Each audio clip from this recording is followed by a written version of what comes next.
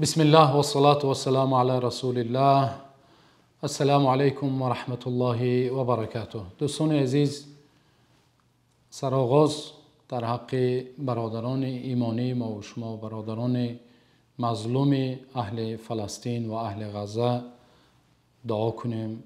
الله حق سبحانه و تعالی را دعا کنیم که الله حق سبحانه و تعالی بر آنها پیروزی و نصرت عطا نماید و الله حق سبحانه و تعالی نفرانی که شهید گشتند، الله حق سبحانه و تعالی شهادت آنها را قبول نماید و الله حق سبحانه و تعالی به مجروحان شفای عاجل و کامل عطا نماید و الله حق سبحانه و تعالی دشمن آنان و دشمن اهل اسلام، یهود اشغالگر غاصب قتال را الله حق سبحانه و تعالی مغلوب گرداند. خب دوستان عزیز، شاید هر یکی ما و شما در حیات خود با بعضی نفرها روبرو شده ایم که در حق ما و شما بهتان، تهمتی خشک و خالی کرده است و تصور کنید وقتی شما یک کار را نکرده اید، یک کار را انجام نداده اید و یک انسان در حق شما روی راست میگوید تو کرده ای همین کار را، یا به یک انسان تصور کنید، به یک انسان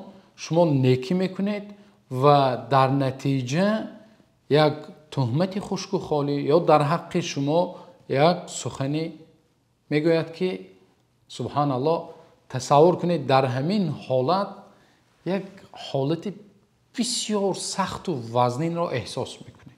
اکنون دوستان عزیز ببینید که همین صفت تهمت کردن، صفت بهتان در یک نفر نه، در یک قوم وجود دارد. باز آنها در همین صفتشان خیلی ماهرند. در یک مصاحبه همراه استادان نشسته بودیم، بنده یک قصه را حکایه کردم، قصه عبدالله ابن سلام، و در کامنتاری بعضی دوستان خواستند که استاد همین قصه را خوشرو و پررو نقل کنید. این قصه در صحیح بخاری روایت شده است که انس ابن مالک رضی الله عنه روایت میکنند که وقتی پیامبر صلی الله علیه و سلم از مکه به مدینه منوره هجرت کردند و مردم از قدوم پیامبر صلی الله علیه و سلم با خبر شدند، آگاه شدند و همه به زیارت پیامبر صلی الله علیه و سلم می رفتند و انسان‌هایی بودند که به نزد پیامبر صلی الله علیه و سلم می رفتند، آنها مسلمان نبودند. صحبت‌های پیامبر صلی الله علیه و سلم را شنیده اسلام را قبول می‌کردند. یکی از آنها صحابی بزرگوار عبدالله ابن سلام بود، از بنی قینقاع. بنی قینقاع از یهودان بنی قینقاع بودند. حضرت از یهودان بودند. به نزد پیامبر صلی الله علیه و سلم وقتی قدوم پیامبر صلی الله علیه و سلم را میشنوند، به نزد پیامبر صلی الله علیه و سلم میبیایند و به پیامبر صلی الله علیه و سلم میگویند که من به شما 3 سوال میدهم و جواب همین سوال ها را بجز پیامبر دیگر کسی نمیداند.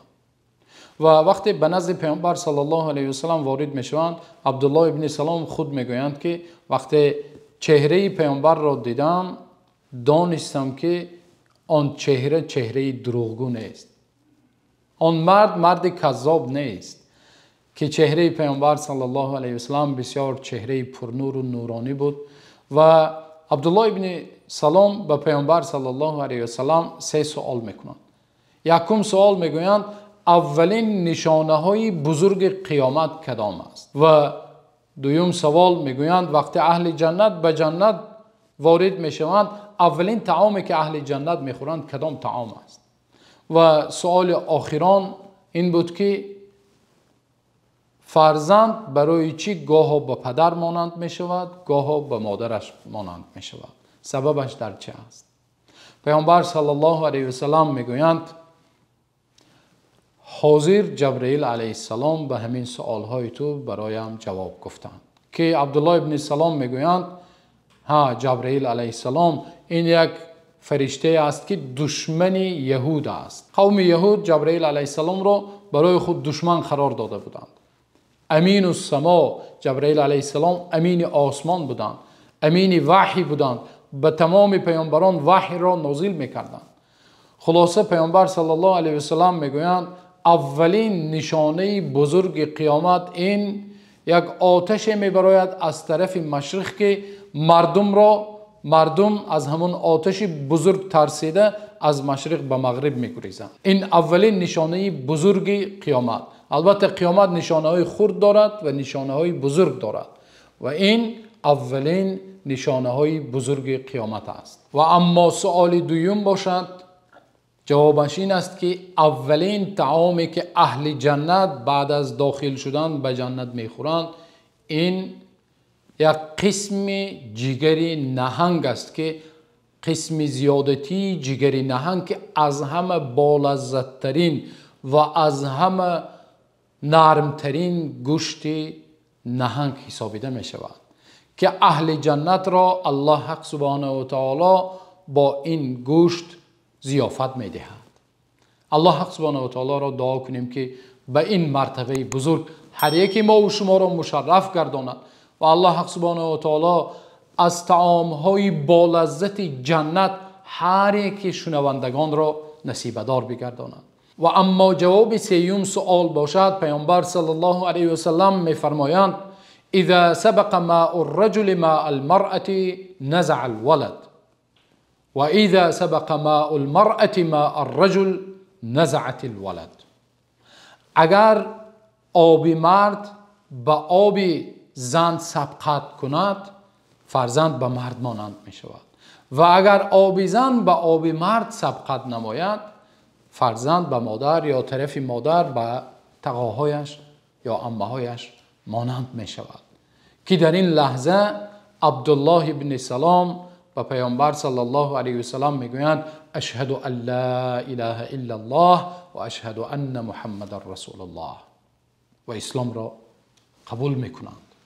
و در این لحظه عبدالله ابن سلام که از جمله یهود بودند و پیامبر صلی الله علیه و سلم با زیرکی خود، عبدالله ابن سلام یکی از دانشمندان بزرگ قوم یهود بودند و تورات را خوب از همین سؤالهایشان معلوم می شود که تورات را خوب آموخته بودند و از صفت یهود خوب آگاهی داشتند. خود که از قوم یهود بودند به پیامبر صلی الله علیه و سلم میگویند یا رسول الله قوم من یهود از مسلمان شدن من خبر ندارند، بیایید آنها را دعوت میکنیم و آنها ان الیهود قوم بهت، یهود یک قومی هستند که اهل بهتان هستند، اهل تهمت هستند، اهل دروغ هستند.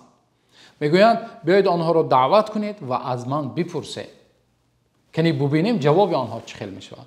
و واقعا پیامبر صلی الله علیه و سلم وقتی یهود میگویند میپرسند که شما چی میگویید به فلانی پسر فلانی، که یهود در حال میگوید ای دانشمند بزرگ است، خیرنا و ابن خیرنا افضلنا و ابن افضلنا، بهترین ما است و افضلترین ما است، پدرانش هم انسانهای بزرگ بودند، او از یک عائله بهترین است. گویان جواب میدهند.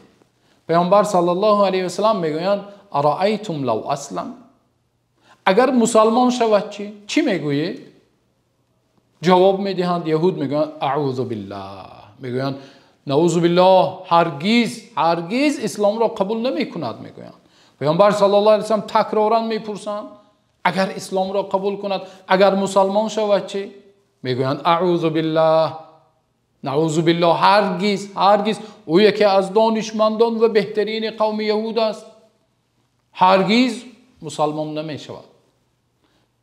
و این لحظه عبدالله ابن سلام میبرایند و میگویند اشهد ان لا اله الا الله و اشهد ان محمد رسول الله، شهادت میدهند و اسلام خود را در بین قومشان اعلان میکنند که در یک لحظه ببینید قوم یهود در یک لحظه میگویند شرنا و ابن شرنا، این بدترین انسان است و پدران این هم انسانهای خیلی بد بودند، این یک از عائله بد است. یک لحظه پیش چی گفته بودند؟ بهترین ما، عائله و اولادش هم انسانهای خوبند گفته بودند. وقتی اسلام را قبول کردند گفتند این بدترین انسان، اهل عائله و اولادش هم یک انسانهای بد. عبدالله ابن سلام میگویند از همین چیز من میترسیدم. دیدید پیامبر صلی الله علیه و آله اینها چخیل یک انسانی درویه، انسانی تهمتگر، انسانی بهتانچی، انسانی هستند که درویه و دروغگو هستند.